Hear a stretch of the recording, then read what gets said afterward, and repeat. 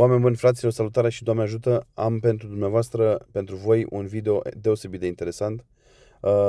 În primul rând vreau, dacă se poate, să fac un disclaimer și o scuză, așa, o clarificare de la bun început. Este vorba despre aceste intervenții la început de videouri pe care le aduc și bănuiesc că enervează, poate enervează pe cineva. Pe mine mă enervează când mă aud pe mine că începe video cu mine, mă enervează dar nu mai pot și mă gândesc că nu sunt singurul care e enervat de această voce a mea. Dar să știți că, din păcate, trebuie să fac aceste completări sau să aduc un aport videoului pe care îl preiau din altă parte, făcut de altcineva, pentru a-l urca mai departe pe YouTube, altfel nu-mi dau voie. Spun că asta e politica de conținut, trebuie să-ți respecti dacă preiei conținutul cuiva pentru a-l critica, pentru a aduce un aport. Altfel nu ai voie să-l încarci. Așadar, asta ar fi clarificarea pe care aș vrea să o aduc la bun început. În al doilea rând, am zis mai devreme că avem în față un interviu extraordinar de interesant și de important. De ce este important și extraordinar acest interviu din punctul meu de vedere? În primul rând, pentru că vorbim despre cel mai tare subiect al momentului, cel mai important subiect al momentului, care vine ca un tăvălâc peste noi toți. Este vorba despre aceste programe de inteligență artificială care încep să devină parte din viața noastră într-un ritm extraordinar de rapid, care crește exponențial. Aceste programe de inteligență artificială sunt preluate de tineri, în primul rând, de studenți, de elevi, de tineri, de copii care își deschid, ființe umane care își deschid sufletele și mințile unui program de software care este gândit și este făcut de cineva care are sau nu are în spate anumite valori, sau nu are valori, sau are non-valori, are sau nu are în spate principii morale, crede în Dumnezeu sau nu crede în Dumnezeu, iubește lumea sau nu iubește lumea, vine dintr-o societate care iubește lumea sau nu iubește lumea. Deci ăsta este primul motiv. Subiectul, în primul rând, este extraordinar de interesant, este vorba de inteligența artificială. În al doilea rând, de ce este important acest video? Și în al doilea rând zic că este super important pentru că este un interviu preluat de unul din cei mai buni jurnaliști ai momentului, de la nivel mondial, care are o audiență fantastică, dar lăsând o parte de audiența sau ce finanțări are în spate sau nu, întrebările adresate de jurnaliști sunt extraordinar de bine plasate și până la urmă o să vedeți ca un joc de șah pe care jurnalistul Tucker Carlson îl câștigă, cel puțin așa la prima vedere. În al treilea rând, de ce este important acest video? Pentru că omul intervievat este unul din cei mai importanți oameni ai momentului la nivel mondial, este cel din spatele cel mai cunoscut program de inteligență artificială, soft de inteligență artificială, ChatGpt, CEO OpenAI, compania care deține acest produs ChatGpt. Sam Altman este de origine, este evreu, nu știu exact dacă este origine israeliană sau nu, dar este evreu, este homosexual, este un tip care a fost crescut în Silicon Valley de mic, sau de foarte tânăr, a preluat funcții de conducere. Este un tip atât de versat și periculos, în sensul că vorbește una și face alta și recunoscut de foarte mulți colegi de breaslă ca fiind un manipulator notoriu, un manipulator de tip CEO perfect, de manager perfect, care spune ceva și face altceva, sau cel puțin poate să scoată de la angajați, de la oamenii cu care lucrează, ceea ce își dorește, manipulându-i pe aceștia oarecum împotriva voinței lor. O să vedeți în el și o să recunoașteți în el exact felul de abordare sau felul de discuție, de dialog pe care îl poți avea cu ChatGPT. Îți spune ce vrei să auzi și până la urmă îți dă informațiile pe care le consideră a fi bune. Așadar, lăsând vorba deoparte, vă invit din toată inima să ascultați și să vedeți cel mai tare interviu, sau interviu în întregime este deosebit. Aici aveți doar o bucățică de câteva 10 de minute, 17 minute și vă spun, vi le recomand în toată inima să vedeți, să înțelegeți puțin cu ce ne jucăm. Iar legat de felul de a răspunde, vă spun, parcă ăla rău răspunde uneori, ar răspunde așa uneori, mai ales că sunt subiecte foarte delicate, vorbim de sinucidere, vorbim de alte lucruri care sunt extrem de delicate și lucruri care sunt în momentul de față și pe masa de lucru a celor care construiesc aceste programe de inteligență artificială. Da, vizionare plăcută. What are your spiritual views? I'm Jewish, and I would say I have like a fairly traditional view of the world that way. So you're religious. You believe in God? I'm not like a literal, I'm not like a literalist on the Bible. But I'm not someone who says, like, I'm culturally Jewish. Like, if you ask me, I would just say I'm Jewish. But do you believe in God? Like, do you believe that there is a force larger than people, created the earth, set down a specific order for living, that there's an absolute morality attached that comes from that God? I think probably like most other people, I'm somewhat confused on this, but I believe there is something bigger going on than, can be explained by physics, yes. So you think the earth and the people were created by something? It wasn't just like a spontaneous accident? Would I say that? It does not feel like a spontaneous accident, yeah. I don't think I have the answer. I don't think I know like exactly what happened, but I think there is a mystery beyond my comprehension here going on. Have you ever felt communication from that force, or from any force beyond people, beyond the material? No, not really. I ask because it seems like the technology that you're creating or shepherding into existence will have more power than people. On this current trajectory, I mean, that will happen. Who knows what will actually happen, but... Pentru a înțelege anvergura investițiilor în această industrie de creare de soft de inteligență artificială și tot ceea ce ține de inteligență artificială, fac o comparație. Războiul din Ucraina a costat până acum în jur de 450 de miliarde de dolari, iar investiția în inteligență artificială estimată până acum este de 1,5 trilioane de dolari. Adică 1500 de miliarde de dolari, cam până acolo. Vreau neapărat să aveți în vedere și aspectul ăsta. Mulți spun că este o bulă și că se investește foarte tare în zona de inteligență artificială, fără ca ea să fie într-adevăr profitabilă la nivelul pe care îl fac public. Așadar, e posibil să se aștepte cumva să fie susținuți și scăpați, salvați de către guvern. But like the graph suggests it. And so that would give you, more power than any living person. So I'm just wondering how you see that. I used to worry about something like that much more. I think what will happen, I used to worry a lot about the concentration of power in one or a handful of people or companies because of AI. Yeah.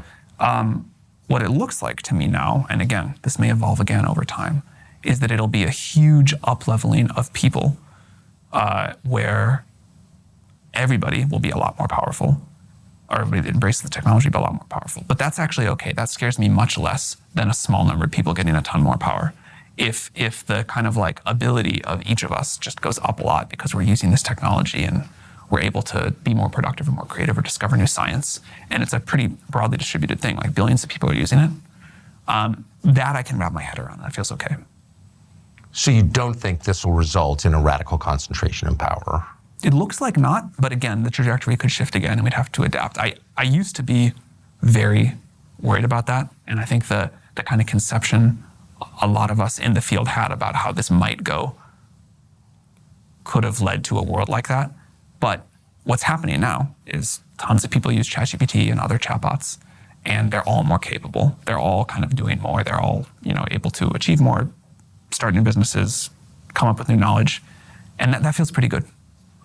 So if it's nothing more than a machine and just the product of its inputs, then the two obvious questions, like what are the inputs? Like what's the moral framework that's been put into the technology? Like what is right or wrong according to ChatGPT? Do you want me to answer that one first? I would. Question? Yeah. So on that one, someone said something early on in ChatGPT when that really has stuck with me, which is one person at a lunch table said something like, we're trying to train this to be like a human, like we're trying to learn like a human does and read these books and whatever. And then another person said, no, we're really like training this to be like the collective of all of humanity. We're reading everything, we're trying to learn everything. We're trying to see all these perspectives. And if we do our job right, all of humanity, good, bad, a very diverse set of perspectives, some things that we'll feel really good about, some things that we'll feel bad about, that's all in there. Like this is learning the kind of collective experience, knowledge, learnings of humanity. Now, the base model gets trained that way, but then we do have to align it to behave one way or another and just say, I will answer this question, I won't answer this question. And we have this thing called the model spec where we try to say, here are the rules we'd like the model to follow. It may screw up, but you can at least tell if If it's doing something you don't like, is that a bug or is that intended? And we have a debate process with the world to get input on that spec. We give people a lot of freedom and customization within that. There are, absolute bounds that we draw, but then there's a default of, if you don't say anything, how should the model behave? What should it do? How should it answer moral questions? How should it refuse to do something? What should it do? And this is a really hard problem. That we have a lot of users now, and they come from very different life perspectives and what they want. But on the whole, I have been pleasantly surprised with the model's ability to learn and apply a moral framework. But what moral framework? I mean, the sum total of like world literature or philosophy is at war with itself. Like the Marquis de Sade is, like nothing in common with the Gospel of John. Right. So like, how do you decide which is superior? That's why we wrote this like model spec of here's how we're going to handle these cases. Right, but what criteria did you use to decide what the model is? Like who decided that? Who did you consult? Like why is the Gospel of John better than the Marquis de Sade? We consulted like hundreds of moral philosophers, people who thought about like ethics of technology and systems. And at the end, we had to like make some decisions. The reason we try to write these down is because A, we won't get everything right. B, we need the input of the world. And we have found a lot of cases where there was an example of something that seemed to us like, a fairly clear decision of what to allow or not to allow, where users convinced us like, hey, by blocking this thing that you think is an easy decision to make, you are not allowing this other thing, which is important, and there's like a difficult trade-off there.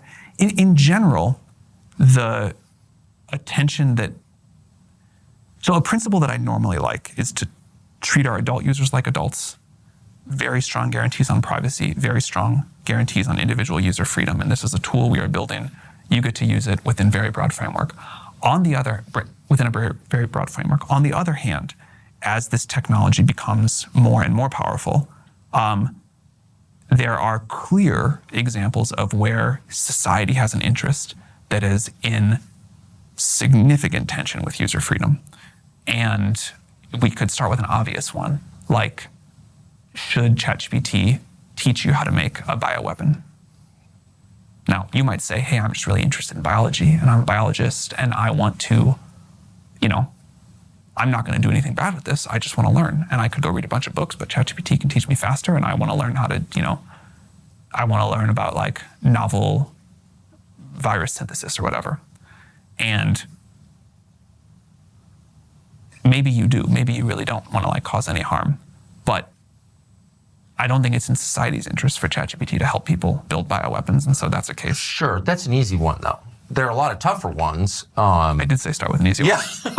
Well, every decision is ultimately a moral decision, and we make them without even recognizing them as such. And this technology will be, in effect, making them for us. Yeah. And so, well, I don't agree with it'll be making them for us, but it will have to. It'll be influencing the decisions for sure, and because it'll be embedded in daily life. And so, who made these decisions? Like, who are the people who decided that one thing is better than another? You mean like? What are their names? Which kind of decision? The specs that you alluded to that create the framework that does attach a moral weight to worldviews and decisions, like, liberal democracy is better than Nazism or whatever. They seem obvious, and in my view are obvious, but are still moral decisions. So who made those calls? As a matter of principle, I don't like dox our team, but we have a model behavior team, and the people who want to. Well, it affects the world. What I was going to say is the person I think you should hold accountable for those calls is me. Like, I'm a public face. Eventually, like, I'm the one that can overrule one of those decisions or our board. And just turned 40 this spring. I won't make every decision. It's pretty heavy. I mean, do you think and it's not an attack, but I wonder if you recognize sort of the importance. How do you think we're doing on it? I'm not sure. But I think these decisions will have, global consequences that we may not recognize at first. And so I just wonder, do you get into bed at night and think like the future of the world hangs on my judgment? Look, I don't sleep that well at night. There's a lot of stuff that I feel a lot of weight on, but probably nothing more than the fact that every day hundreds of millions of people talk to our model. And I don't actually worry about us getting the big moral decisions wrong. Maybe we will get those wrong too.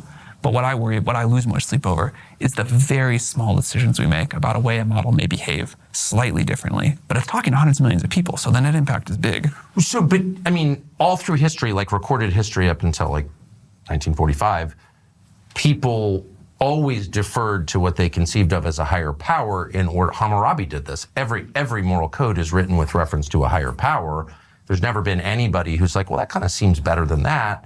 Everybody appeals to a higher power, and you said that you don't really believe that there's a higher power communicating with you, so I'm wondering, like, where did you get your moral framework?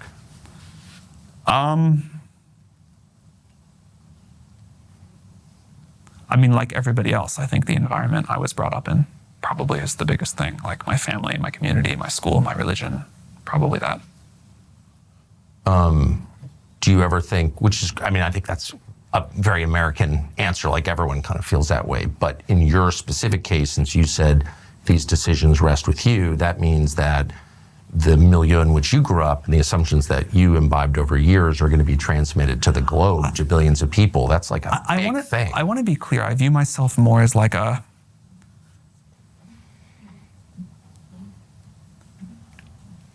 think the world, like our user base, is going to approach the collective world as a whole. And I think what we should do is try to reflect the moral, I don't want to say average, but the like collective moral view of that user base. There's plenty of things that ChatGPT allows that I personally would disagree with. But I don't like, obviously, I don't wake up and say, I'm going to like impute my exact moral view and decide that like this is okay and that is not okay and this is a better view than this one. What I think ChatGPT should do is reflect that like weighted average or whatever of humanity's moral view, which will evolve over time. And we are here to like serve our users. We're here to serve people. This is like, this is a technological tool for people. And I don't mean that it's like my role to make the moral decisions, but I think it is my role to make sure that we are accurately reflecting the preferences of humanity, or for now of our user base and eventually of humanity. Well, I mean, humanity's preferences are so different from the average middle American preference. So would you be comfortable with an AI that was like as against gay marriage as most Africans are? There's a version of that, like, I think individual users should be allowed to have a problem with gay people. And if that's their considered belief, I don't think the AI should tell them that they're wrong or immoral or dumb. I mean, it can, sort of say, hey, you want to think about it this other way, but like, I probably have like a bunch of moral views that the average African would find really problematic as well, and I think I should still get to have them. Right. I think I probably have more comfort than you with like allowing a sort of space for people to have pretty different moral views, or at least I think in my role as like running ChatGPT, I have to do that. So what will be the downside? I mean, I can see the upsides for sure. Yeah. Efficiency, medical diagnosis seems like it's going to be much more accurate. Fewer lawyers. Thank you very much for that. But what are the downsides that you worry about? I think this is just like kind of how I'm wired. I always worry the most about the unknown unknowns. If it's a downside that we can really like be confident about and think about, we talked about one earlier, which is these models are getting very good at bio, and they could help us design biological weapons, engineer like another COVID-style pandemic. I worry about that, but because we worry about it, I think we and many other people in the industry are thinking hard about how to mitigate that. The unknown unknowns where, okay, there's a societal scale effect from a lot of people talking to the same model at the same time. This is like a silly example, but it's one that struck me recently. LLMs like ours and our language model and others have a kind of certain style to them. They talk in a certain rhythm and they have a little bit unusual diction and maybe they overuse em dashes and whatever. And I noticed recently that real people have like picked that up. And it was an example for me of like, man, you have enough people talking to the same language model and it actually does cause a change in societal scale behavior. Yes. And did I think that ChatGPT was going to make people use way more em dashes in real life? Certainly not. It's not a big deal, but it's an example of where there can be these unknown unknowns of this is a brave new world. So you're saying, I think correctly and succinctly, that technology changes human behavior, of course, and changes our assumptions about the world and each other and all that.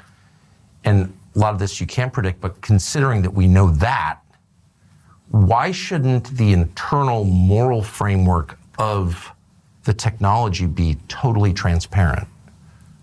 We prefer this to that. I mean, this is obviously a religion. I don't think you'll agree to call it that. It's very clearly a religion to me. That's not an attack. I actually would love, I don't take that as an attack, but I would love to hear what you mean by that. Well, it's something that we assume is more powerful than people, and to which we look for guidance. I mean, you're already seeing that on display. What's the right decision? I ask that question of whom? My closest friends, my wife, and God. And this is a technology that provides a more certain answer than any person can provide. So it's a religion. And the beauty of religions is they have a catechism that is transparent. I know what the religion stands for. Here's what it's for, here's what it's against. But in this case, I pressed, and I wasn't attacking you, sincerely, I was not attacking you, but I was trying to get to the heart of it. The beauty of a religion is it admits it's a religion, and it tells you what it stands for. The unsettling part of this technology, not just your company, but others, is that I don't know what it stands for, but it does stand for something. And unless it admits that and tells us what it stands for, then it guides us in a kind of stealthy way toward a conclusion we might not even know we're reaching. Do you see what I'm saying? So why not just throw it open and say, ChatGPT is for this, we're for suicide for the terminally ill, but not for kids or whatever. Why not just tell us? I mean, the reason we write this long model spec, and the reason we keep expanding it over time, is so that you can see, here is how we intend for the model to behave. What used to happen before we had this is people would fairly say, I don't know what the model's even trying to do. And I don't know if this is a bug or the intended behavior. Right. Tell me what this long document of, tell me how you're gonna when you're gonna say, do this, and when you're gonna show me this, and when you're gonna say you won't do that. The reason we try to write this all out is I think people do need to know. And so is there a place you can go to find out a hard answer to what your preferences as a company are, preferences that are being transmitted in a not entirely straightforward way to the globe? Where can you find out what the company stands for, what it prefers? I mean, our model spec is the answer to that. Now, I think we will have to make it increasingly more detailed over time as people use this in different countries. There's different laws, whatever else. It will not work the same way for every user everywhere. I expect that document to get very long and very complicated, but that's why we have it.